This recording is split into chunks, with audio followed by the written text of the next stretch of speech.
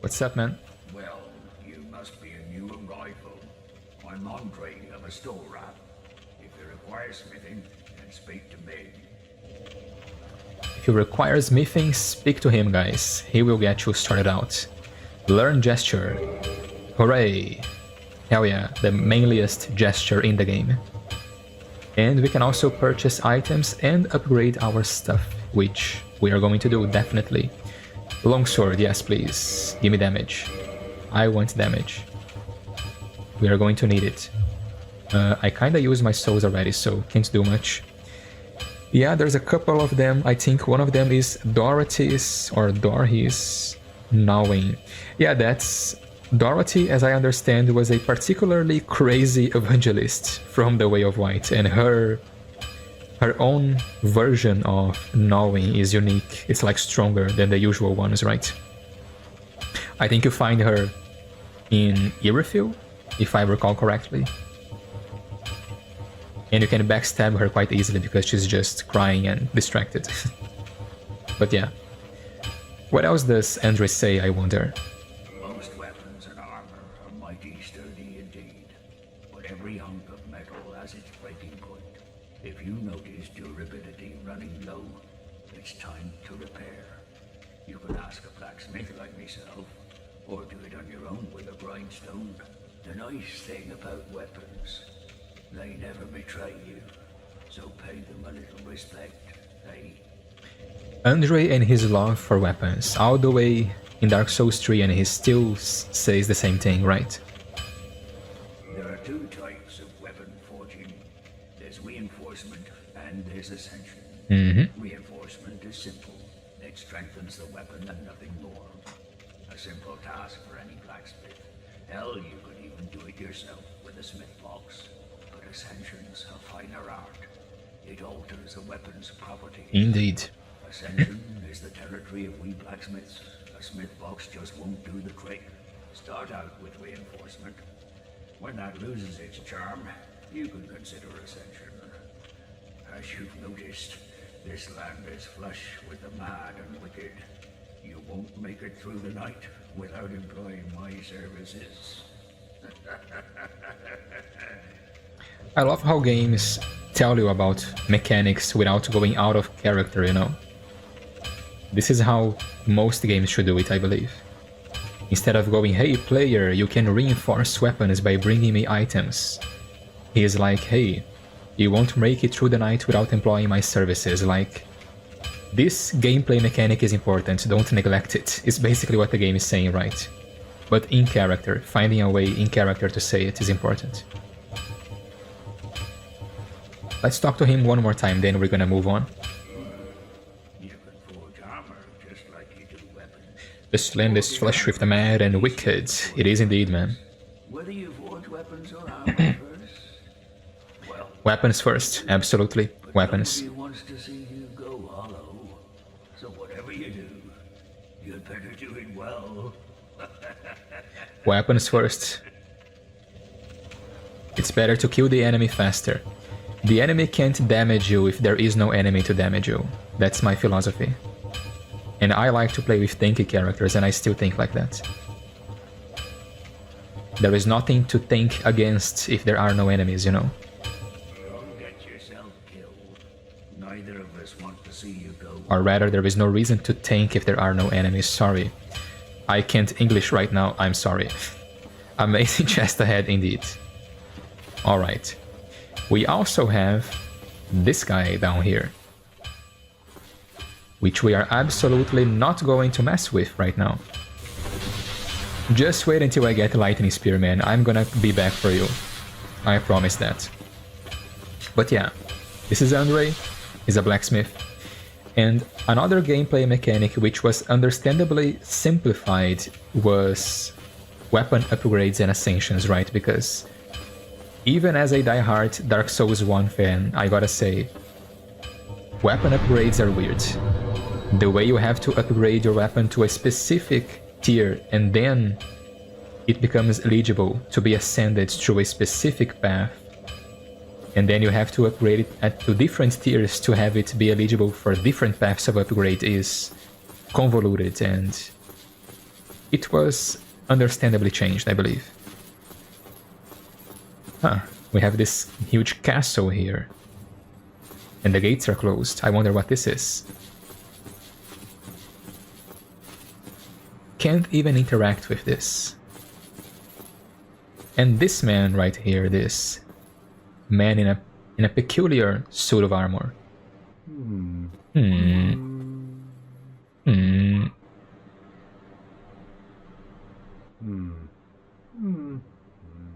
Oh. Oh. I was absorbed in thought. I am Siegmeyer of Carim. Quite honestly, I've run flat up against a wall, or a gate, I should say. The thing just won't budge, no matter how long I wait. And oh, have I waited. So here I sit, in quite a pickle, weighing my options, so to speak. One of the things which immediately dawned upon me when I played Dark Souls 3, and the reason why I mention that game so often is because I finished my first playthrough of DS3 about a month ago, right? Was how Siegward is a direct opposite of Siegmeyer. Siegmeyer sits and waits. Every time he runs into a problem, he waits for the problem to sort itself out, right? Siegward in DS3 constantly says, I've got to use my head and think. So he's not just waiting for the problem to solve itself, he's actively trying to solve the problem. Which is interesting, to say the least. It's an interesting thing I picked up on. Both have a bit of a tragic story though, unfortunately. Still closed. Still closed. Still closed indeed, my friend. It's not gonna open itself. Still closed. Yeah, repeated dialogue, so we are done here. Sir Onion himself, the legend himself. So let's hop back to Firelink Shrine now and upgrade our Estus Flask. Also check if the NPCs have any new dialogue for us.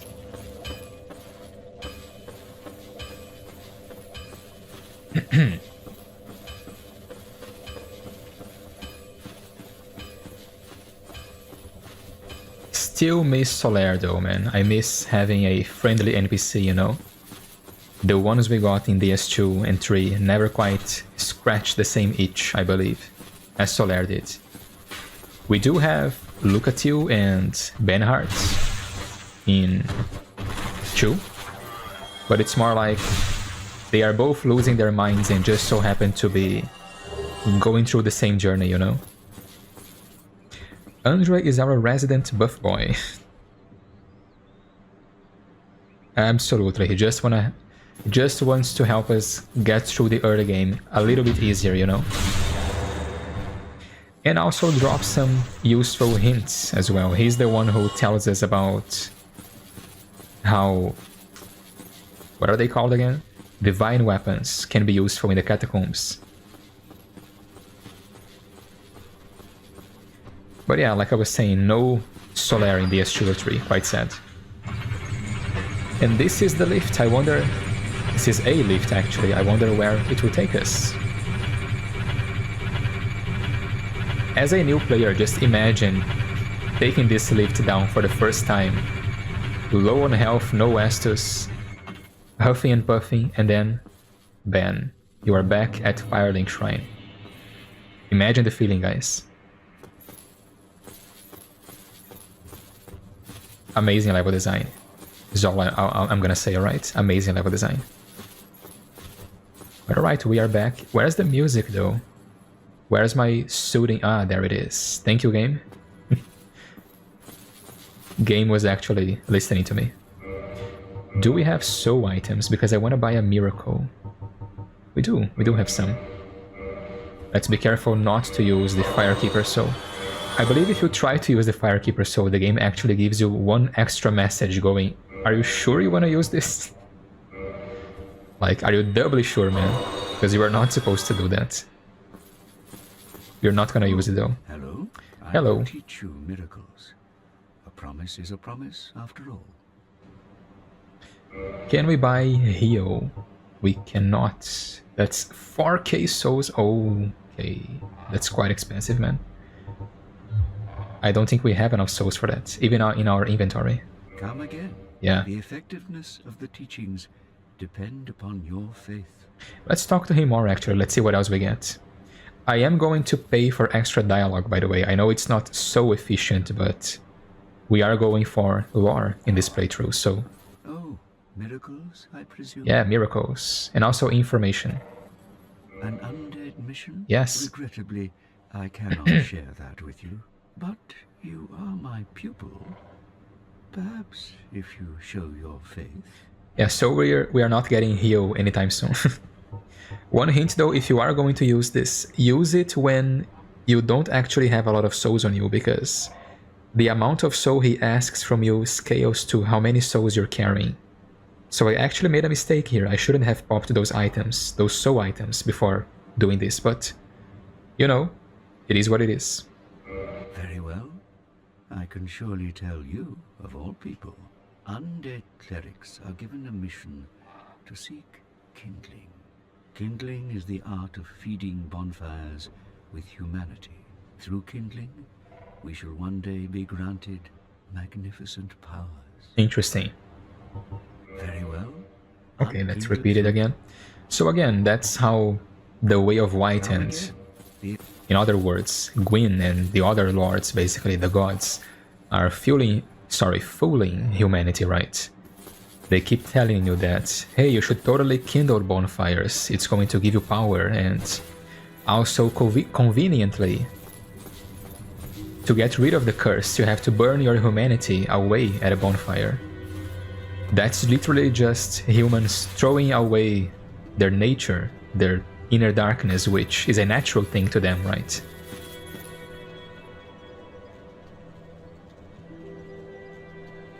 All Fate adherents are scammers, exactly. Patches was right all along, never trust a cleric. You can trust this cleric here though, this knight right here, he's a decent guy. Mostly because he too was betrayed by the faith. He was thrown into the Undead Asylum for being undead, so he doesn't like clerics either, you know? But yeah, Alicia is especially scammy, isn't she? That's no man, that's an onion. An onion in human form, damn right, man. He can't go into the super cool fortress. If only he knew what's inside that fortress though, he wouldn't be so excited to get in there. Does this guy have any new dialogue, I wonder? Don't you ever think to forge your weapons? I do, sometimes. You'd better find a smith box soon, unless you enjoy swinging about with blunt instruments. Again, just another useful hint for new players, right? You have played through most of the Undead Burg by now, mostly, basically everything of it, right? So your items might be going down in durability, so the game is just reminding you, hey, item durability, it's a thing. You gotta fix it. Fix your stuff, man. How did that silly sorcerer's apprentice end up? Who? You know, the one always prattling on about Master Logan. He left for the Undead Burg, but never came back. Serves him right. If even old Big Hat can't make it out there, what chance does he have? I hope he enjoys his new life as a hollow. Big Hat Logan. I wonder why they call him that.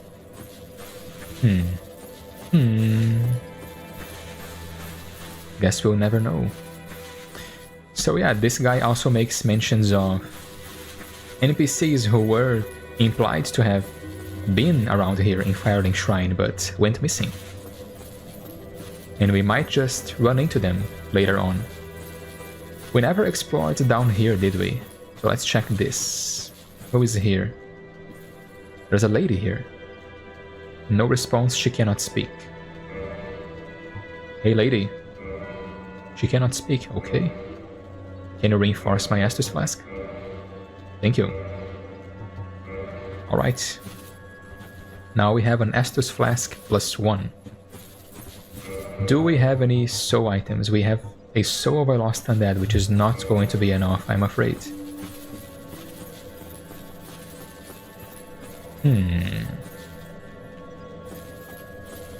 So here's what we're going to do then. I still feel that tickle watching the elevator. Yeah, never gets old. Absolutely, man, yeah. Dark Souls 1 is the only game which evokes this feeling for me too. There is a sense of wonder in the S2 and 3, but the sense of coziness is unmatched. I suppose Majula in Dark Souls 2 gets very close. Dark Souls 3 though is bottom of the tier list because the Firelink Shrine in Dark Souls 3 is just kinda sad, I think. And I think it's meant to be like that, it's by design, right? The world is literally ending by Dark Souls 3. The cycle has been restarted so many times now, yeah? Okay, so here's what we're gonna do here. I'm gonna drop my summon sign right here. Hopefully someone is going to summon me. And let's try and explore this area. Get some items before we fight the boss. We're gonna parry, huh? Or so you think. Ha! I missed. That didn't work. Ow. Could you not? Oh, that's... yeah. Second death of the playthrough. Not counting the one as a phantom earlier. I got parried. Such is the fate of vanguards, as a certain Onion Knight would say. That was meant to be a jump attack, by the way, but that's the risk you take when you go with these strange motion inputs of Dark Souls. Cool armor, man. Cool swords, too. This guy gets it. This guy right here. Alright. Let's try that again. Let's give it another try.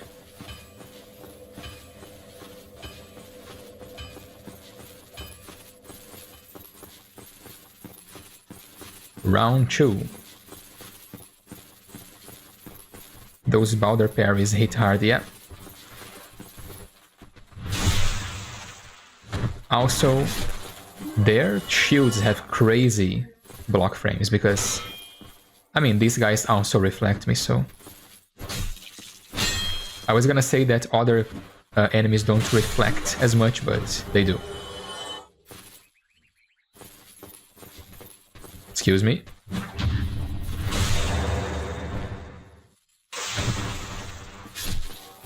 Another Hollow Soldier shield, man. Not a great shield. I won't be using it. So let's try this again. I wanna help someone, one player. I just need to help one. What's dangerous about them is the fact that they get block frames as they are attacking. Okay. I'm not a huge fan of doing riposts on stairs because you can glitch the game by doing that. There. How does that feel, huh? And I also got a Titanite shard, that's nice. Oh, I would like... Yeah, I forgot about that guy, didn't I? I have a crossbow. And I have bolts. Can I do anything with this? I believe I can. Get shot. Oh, that's not a lot of damage. Kinda wanna shoot that guy. Yeah, no. No.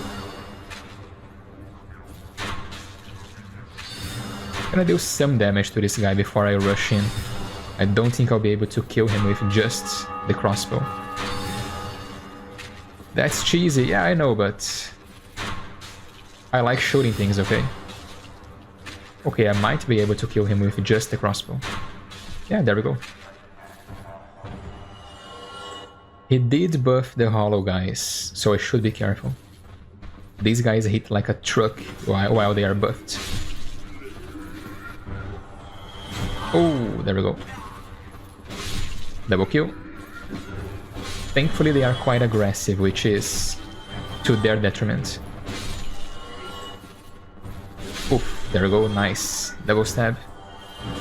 And another one. I believe that's all of them. Imagine if this guy dropped the Channeler's, Jesus Christ, man. Channeler's Trident. I cannot English right now, apparently. But yeah, no luck.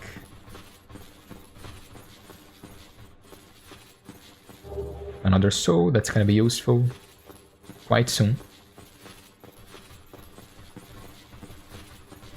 And another rapier guy. Can you come to even ground so I can safely parry you? There we go. Not quite dead yet, apparently. There we go. Down this guy goes. I forgot to mention this, but I was speaking earlier about how we only see warriors and soldiers throughout the Undead Burg, but here in the church, like I said, we do find a lot of hollows which are clearly not soldiers. So I think these guys are meant to be civilians. They are basically just townspeople who were evacuated to the church as the city was being attacked. Excuse me, chat, I got a sneeze.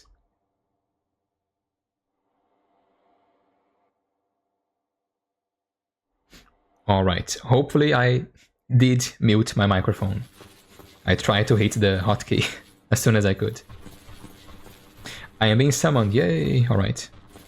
But yeah, environmental storytelling. These guys are civilians and the town was getting attacked, is what I'm trying to communicate. Oh, we have a co-op squad, let's go. Pilmato, a mage guy. And Razor BR, a fellow Brazilian. Backstab.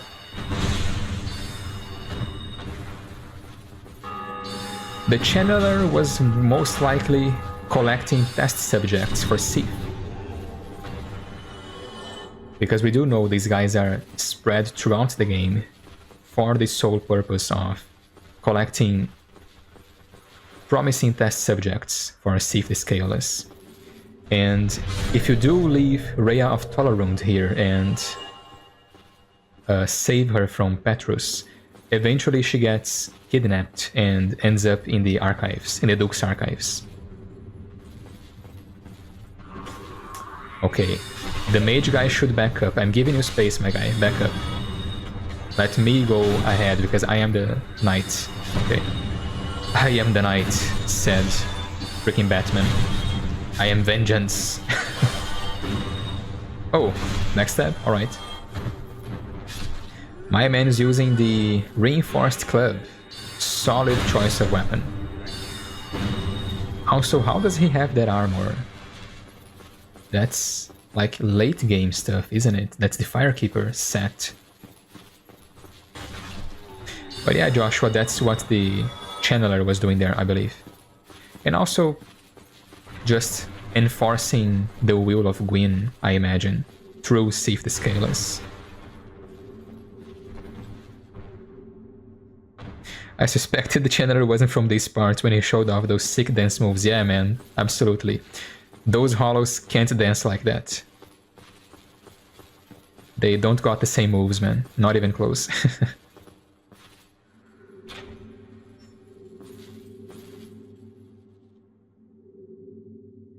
Alright, so my man is talking to Lautrec. Question is he gonna fight Lautrec? No, not here. Why would he, right? He can just kick Lautrec off the cliff at Firelink Shrine. Always funny when the host does decide to fight Lautrec, because as a summon you can't fight NPCs, they are just ghosts from your perspective. So you just have to sit there and watch the host 1v1 the NPC. Alright. Let's do this, chat. Our very first co-op session. Is he gonna summon Solaire too, I wonder? It would be interesting if he did, because I would get a Sunlight Medal for fighting alongside Solaire. He would have to use the Dried Finger, I believe, because he already has 2 summons, right? I don't think he did. He walked right past the summon sign. That's alright. Let's do this. My man just pulled out the falchion now. Bro has all the overpowered weapons. Reinforced club, falchion. So our first fight against the gargoyles, excuse me, isn't even in our game. Which is fair by me, man. I love co-op.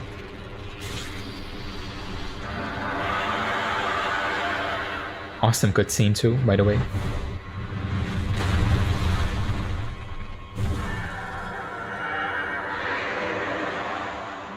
Alright, let's do this. Let's rumble. The other phantom is going for the tail. Let's try to help. Hit the tail. Give me this tail. Oof. Oh, I can't hit it. There we go. Tail's off. Stab. And this one is down. Fire. Not good. That guy got destroyed. Ooh, nice damage. And there we go. Pray, because I can't quite praise the sun yet.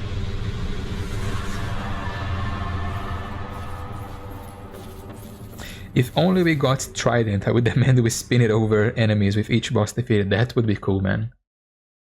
If you get the Trident on your first try, I feel like that's an obligatory thing to do, you know? You gotta dance every time you fight someone. Why am I not human? What? Aren't we supposed to regain human form? Ah, no, we get humanity, but we don't get human automatically, right? Though we do get a humanity, so we can turn human if we want to. I think that's how it works. My mind is still in Dark Souls 2 and 3, where you regain your humanity or your ember when you help someone in co-op. If we do get the Trident, I promise to do that. I promise to dance to celebrate each victory.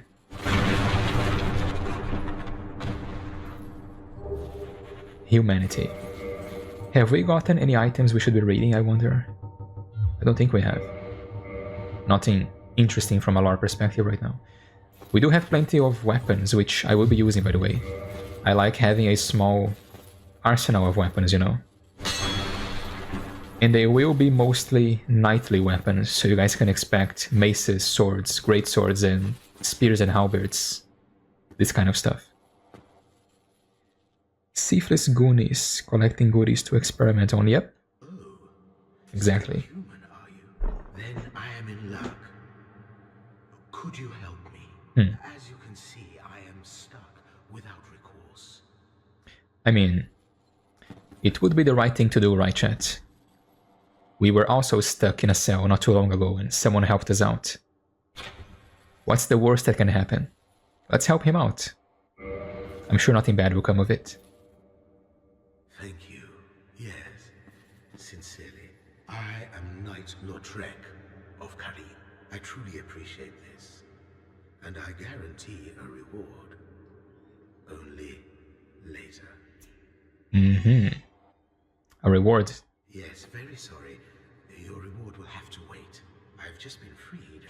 Allow me some time. Sure thing, man. I am free. Now, I can get back to work. Yeah, nothing bad will come of it, right? I'm sure he's a nice guy. A nice fella. That laugh. Surely no villain would laugh like that. So we have 7k souls to our name. And we are going to use them. Damn right we are. I'm gonna run back to the Sunlight Altar real quick. Love Lautrec's menacing voice. Yep, Lautrec's voice is top tier 100%, absolutely, man. His voice actor knocked it out of the park.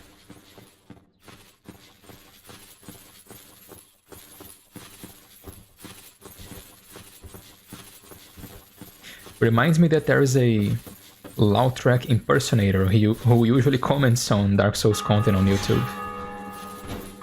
Usually on Saint Riot's videos, which is one of my favorite Souls creators, by the way. Sorry, content creators. Souls content creators is what I meant to say. If only I could speak proper English. But oh well. Reminded me of that guy. Sir, could you like attack me or something? I'm trying to walk past you. Thank you. Right.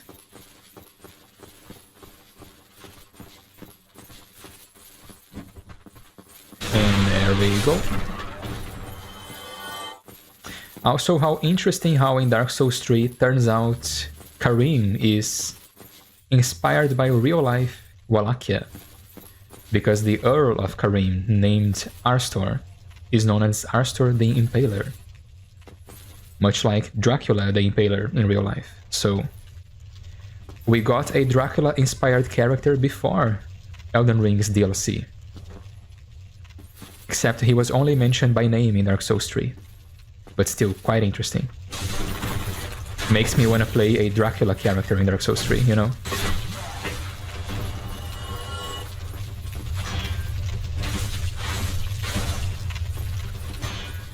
And also, it lets us know that Carim is not quite a kingdom. If they have an Earl, Jesus Christ, man. A count, I'm gonna say count. If they have a count, then they are a countdom, you know? A county, I should say, not a kingdom.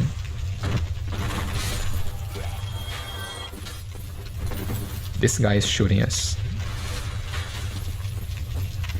Yeah, check out the Arstor's Spear item description in Dark Souls 3. It's one of the first boss weapons you can craft. You can craft it with the Cursed Root, or rather Cursed Great Wood. I don't remember the boss's name. The weird tree with arms and other appendages, you know, that you fight in the early game. With that boss's soul, you can craft the spear, Arstor's Spear, which is not a great weapon, unfortunately. If you want to play a Dracula character, you're gonna have to suffer through that weapon's low damage and low reach. So, like I said, we have aided one player to defeat a boss in their game, which has lowered the requirement to join the Warriors of Sunlight by 5, which allows us to interact with the Altar of Sunlight. And now, ladies and gentlemen, we are grossly incandescent.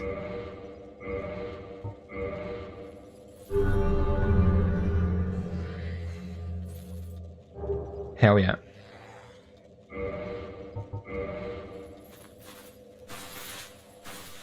Praise the sun. Where is it? Give it to me. Praise the sun, everyone. There we go. Awesome.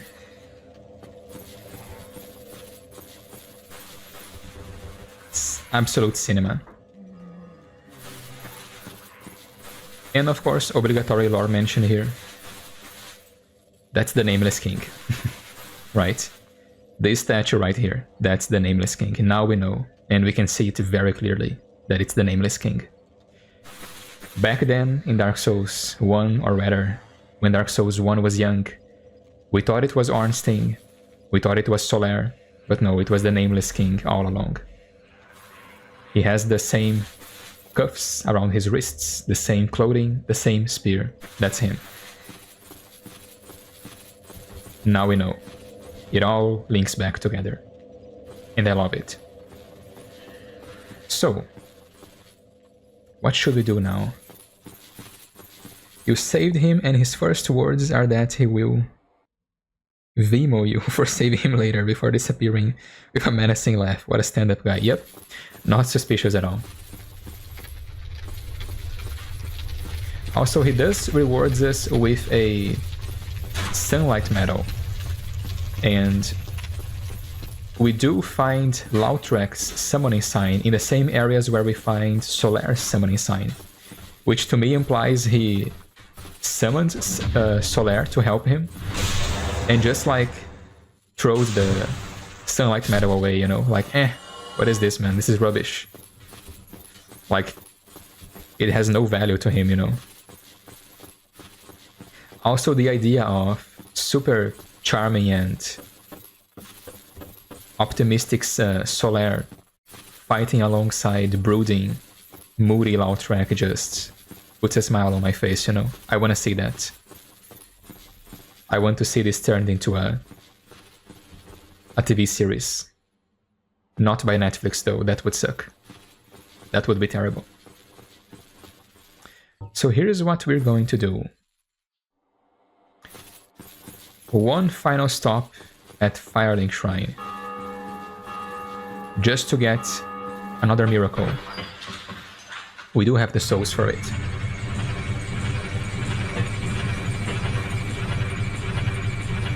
This is a very good early game strat, by the way. Get 20 points in faith and get yourself 2 slots, get a healing miracle and get lightning spear, and you are basically set for early to mid game. Oh, hello. Miracles, I presume? Solaire and Lautrec as buddies. Buddy cop move. Oh, that would be awesome, man. Good cop and bad cop. Quite there. The lore writes itself, you know. What is Hollywood waiting for? The effectiveness of the teaching. It's basically writing itself. Excuse me, chat. Got his knees again.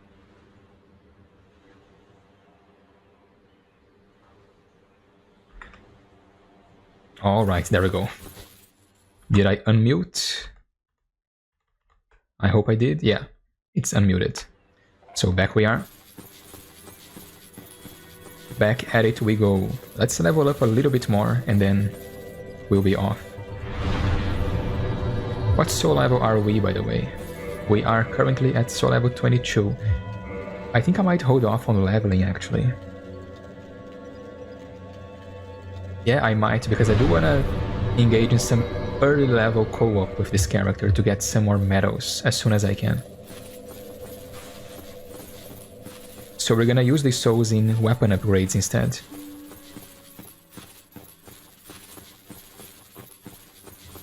But we do have Lightning Spear and Heal, and we also have a Miracle now. Sorry, a Talisman is what I meant to say. So we can cast Lightning. Look at this. Oh, and I almost hit Petrus? No, I didn't. I should probably read the item description in those, because those are quite interesting. So, Heal, elementary miracle cast by clerics, restores HP. To cast a miracle, the caster learns a tale of the gods and says a prayer to be blessed by its revelations. Heal is the shortest of such miraculous tales. I've always liked the idea that to cast magic you have to tell a story. It's quite interesting, you know. Magic or sorcery relies on intelligence. It relies on you being smart enough, I guess, to shape the power of souls into projectiles, into magic. Miracle relies on faith. You have to have faith in ancient tales of heroes and gods, you know? Quite an interesting idea. And also how shorter variations of the same tale can lead into different miracles, different casts of the same miracle. Duskbloods might let you go full dusk till dawn mode and become the Souls Vampire you always wanted to be. So this is basically New Game Plus the moment we start the game after learning the gesture, right? Yeah, exactly. The moment you get New Game Plus, you are... Sorry, the moment you get Praise the Sun, you are invincible. No one can touch you anymore. Speaking of which, we also got Lightning Spear. Miracle passed down to those bound by the Warriors of Sunlight Covenant. Her Lightning Spear. Lightning Spears inflict rare lightning damage and are very effective against magic, fire, and most of all, dragons. So this is a dragon slaying miracle right here. And I love it. And it absolutely tears through early game bosses. It melts them. And we are going to do it, and it's going to be amazing.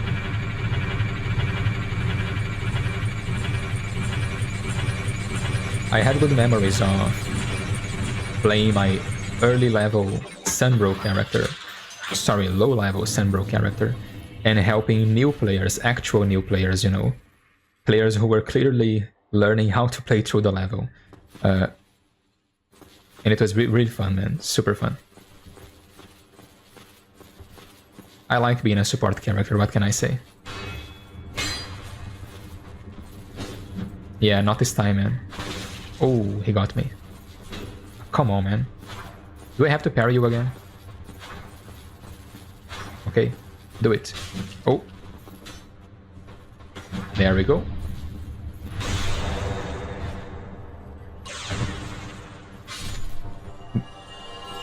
Good opportunity to pause to damage to cast healing. All right.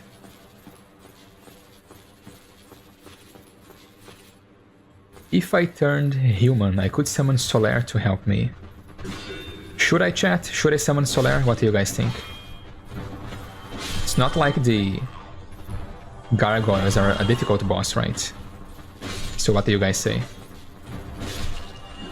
Solaire or no Solaire?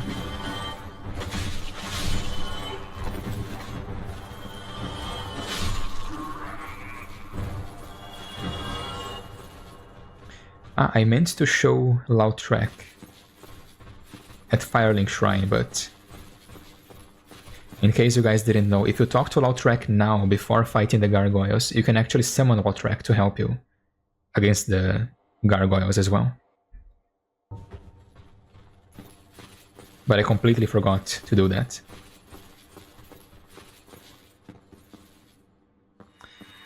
Alright, so I will try not to summon too much for this playthrough, but if you guys want me to summon Solaire, I wouldn't mind. I think my chat might be quite slow though, so... Which it shouldn't be, because I programmed the stream to not be. To not have too much latency.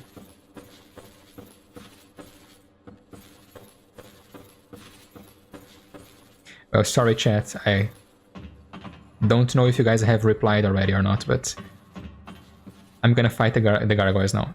If you guys asked me to summon Solaire and I didn't, I apologize. You don't want K-pop Demon Hunter Soulsborne crossover where Solaire and Lautrec do a sick? What? You've got to be human first, right? Yeah, but I would turn human if I summoned Lautrec. Sorry, Solaire. I could just go back to the bonfire and become human. They try to become human.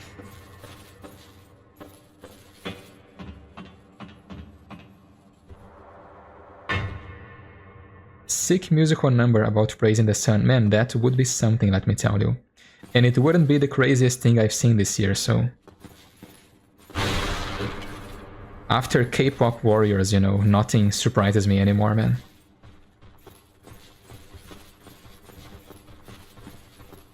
Well, let's fight the Gargoyles.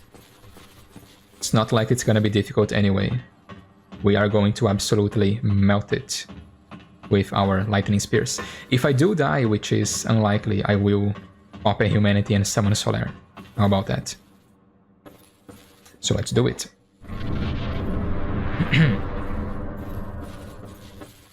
Let's do this. Cutscene.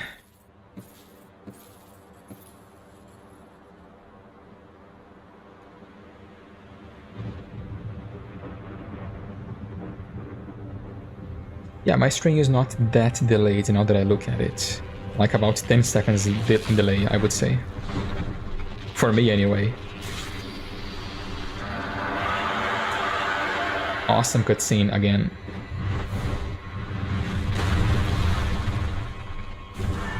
Wonder if I should go strike damage, actually, because the Gargoyle is quite resilient. It is made of bronze, after all. I meant to dodge that. Not a good start. Give me the tail. Ow. Tail. Stand still. Dude, okay. Damn it, I'm trying to dodge. I'm mistiming it. Chug.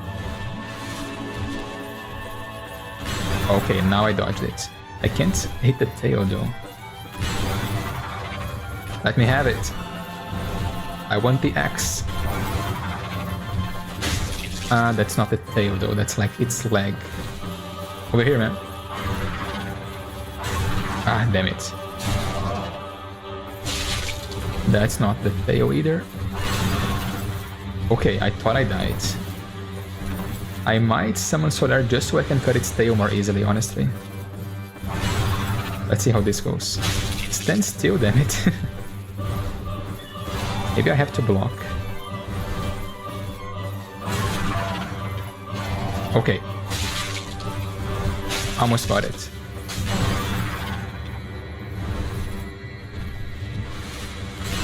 Okay, I've never struggled this much against the gargoyles before.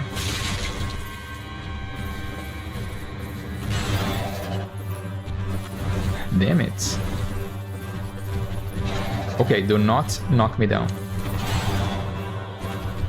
I almost had it. I've never listened to this part of the song before.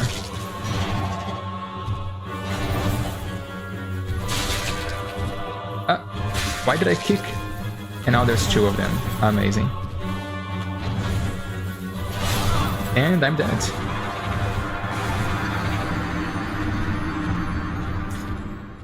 Welcome back, everyone. Let me once again hit the appropriate key. There we go. We are back into the game. And we just got absolutely destroyed by the gargoyles. I was not expecting that to happen. I am questioning my own sanity right now. But let's take this opportunity to go human, to Detroit become human. So let's do that. Don't mention it, Joshua, but we are still going, man. I've gotta kill those gargoyles now. It's a matter of pride, you know? I've gotta do it. So we are human, which is nice. And that's it, really. There's no other preparation required, I believe. Let's get in there and let's do this. I have to deal with these guys again. Do not hit me. I said do not hit me. Oh, there. Ah, here we go. That's what I was afraid of. That is to be expected, right? Okay, could you not? There's another one. Where is he? Oh, look at that guy. Hey. Are we gonna be a gentleman about this?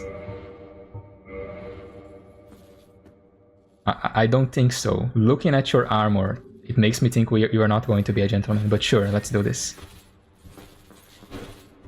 Let us fight. Let us duel, sir. Yeah, that twice though. Oof, partial parry.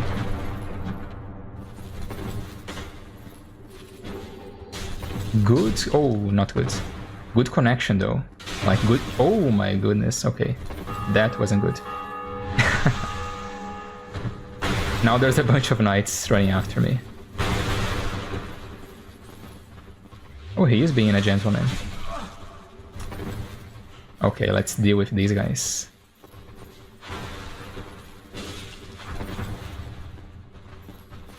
Alright, quite an honorable invader we have here. Not sure I can pull this off, man, honestly. If I do die to these guys, I apologize. What? Ah, damn it. Yeah, dead. Completely surrounded by 3 boulder knights. That's gonna be tough. I should have retreated, I guess, to a narrow corridor or something. That was on me. And there goes my souls as well, that were inside the arena. But oh well. I can always just farm for more. So let's try that again. And I might just run past these guys, actually. Because there's really no reason for me to fight them.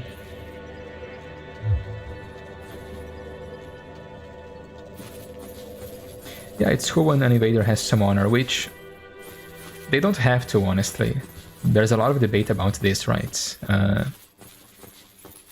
About being nice, and it's a PvP aspect of the game. You don't really have to have honor. But the thing is, I have invaded before, and killing a player who is just fighting through the level and he's clearly distracted fighting the enemies. So you just run in there and backstab him. It's not really fun, you know. If I invade, I wanna fight, I wanna exchange blows with my opponent, not just kill fish in a barrel. There's a guy right here. Should we summon? Nostro da Stora. Quite an interesting name you have there, sir. Why not? Why not? Let's do this. We are summoning anyway, so might as well make it a party. So I'm not some of my honor kind of guy, but it's really just a matter of having fun, you know. Where's the fun in killing fish in a barrel?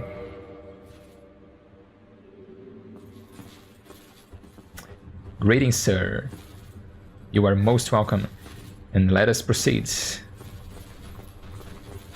Ah, fail. Do it again. Fail. Okay, okay. This is dumb. Oh, the damage though. Nice damage. Yeah, he's got the Drake sword, so that explains it.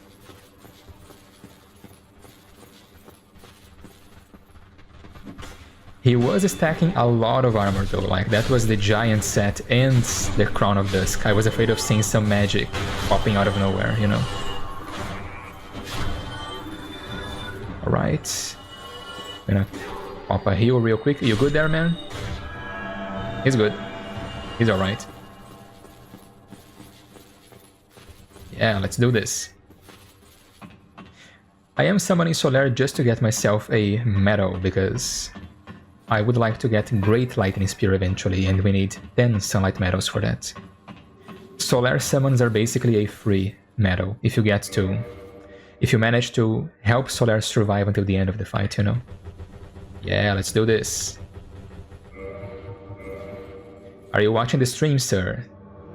Do a gesture if you are.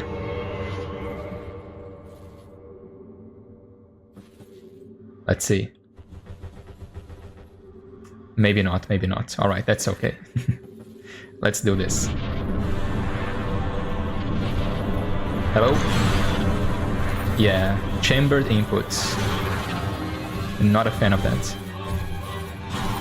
Cut the tail! Do it! Get its tail. I got it! Yeah! What is that attack? I've never seen that before. Ooh, the damage. Let's get the other one. The damage. Ouch. And there we go. Thank you for your assistance, fellow undead. And there we go. Twin humanities and a sunlight medal.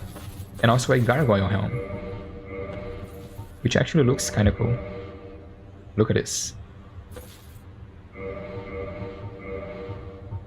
Helm of the Gargoyle, an enchanted creature that guarded the Bell of Awakening in the belfry of the Undead Church. This bronze helm was for mere appearance's sake, as gargoyle skin is naturally hard. Little in the way of defense can be expected from it. It's actually a pretty decent early game helm, so... See, it has more defense than the chain helm, or the night helm for that matter. If it compares to a professionally made, you know, helm, I think it's a decent helm. But yeah, that was the Gargoyles, chat. Comfort ahead, indeed.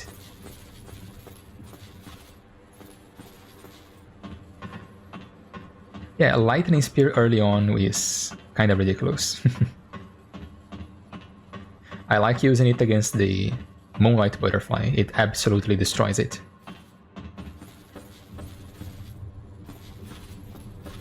Let's go up. One more set of ladders. I was gonna say stairs, but these are ladders, Jeff, not stairs. Speak proper English. There we go. Alright. I did it. Okay, I'm gonna rate this one. No, no, no. Not what I meant to do. Use item, rate message. There we go.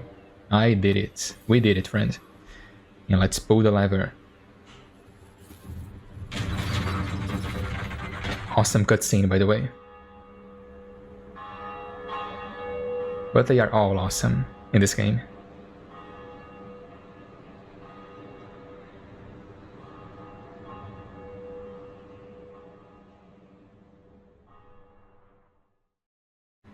And there we go. The first Bell of Awakening has been rung.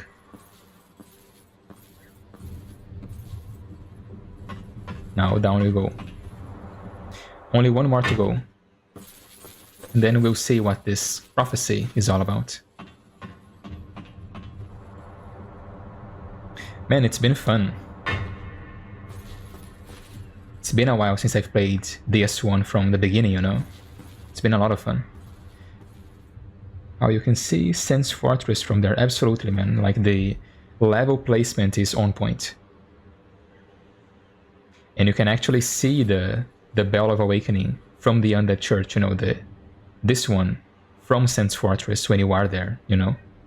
When you are at Sense Fortress, I mean. And it feels quite close, you know? Let's talk to this guy. He's asserting dominance right now for some reason, T-posing in front of us. Greetings. Greetings. I am Oswald of Carim, the partner.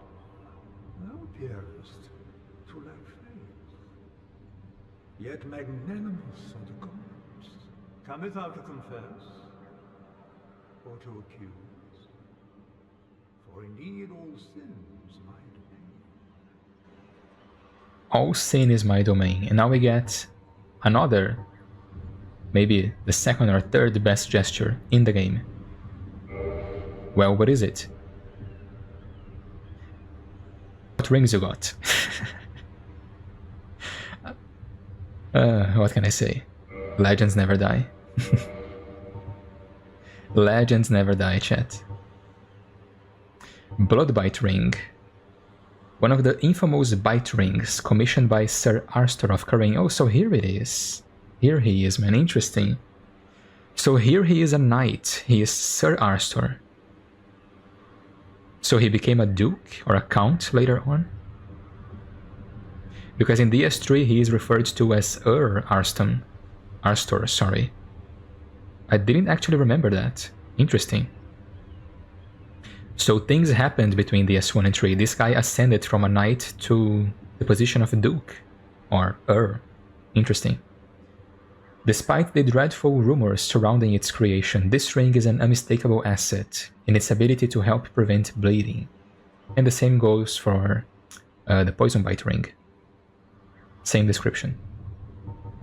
And he also sells Velka's talisman, medium for casting miracles of the gods.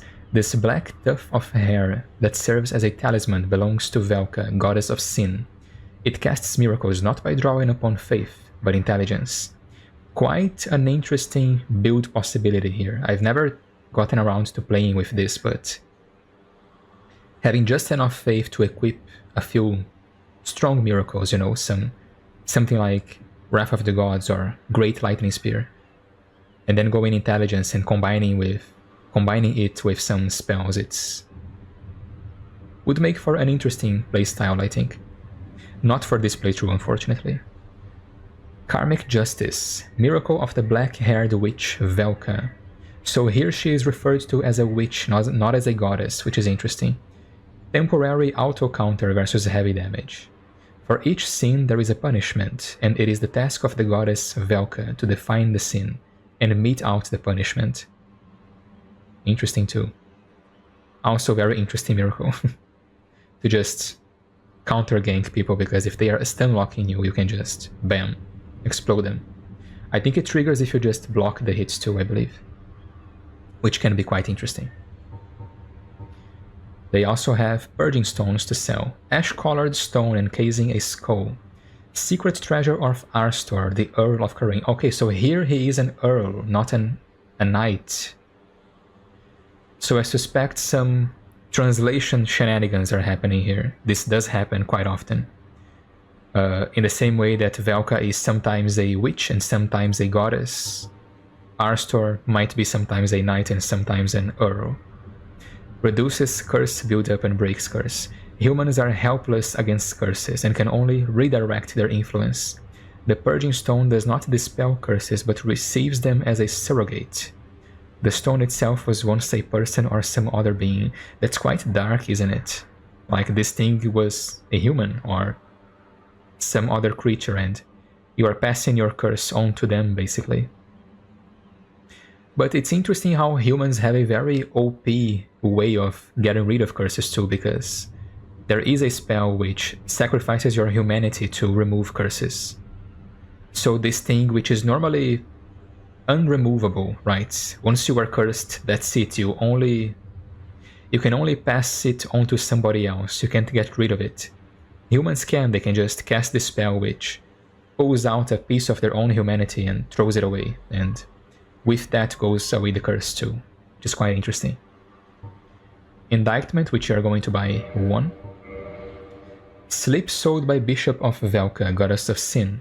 If you are killed by an invader, use this to report the crime of the trespasser. To indict the player, the indicted player will be added to a list of unfortunate souls who will one day face the wrath of the Blades of the Dark Moon. Quite interesting. And a Book of the Guilty as well, which we're not gonna buy right now. You have not sinned. Okay. How honorable of you. Yeah, that was sarcastic.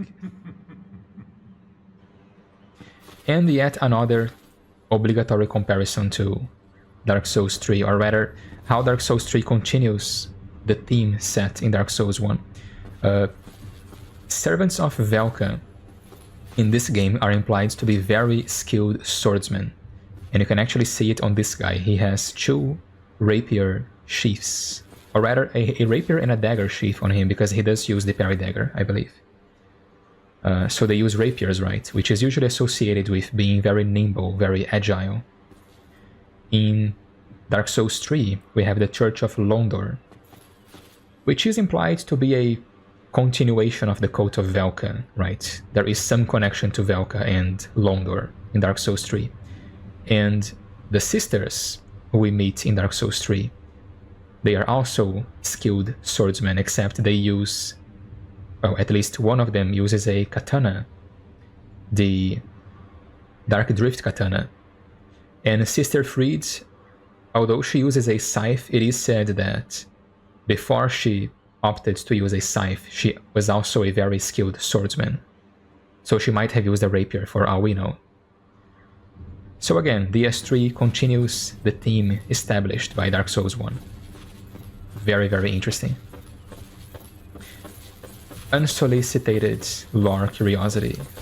I mean, I suppose if you are here, if you clicked on a stream which says Lorethrough, you were kind of expecting it, right? Something just died. Okay, interesting.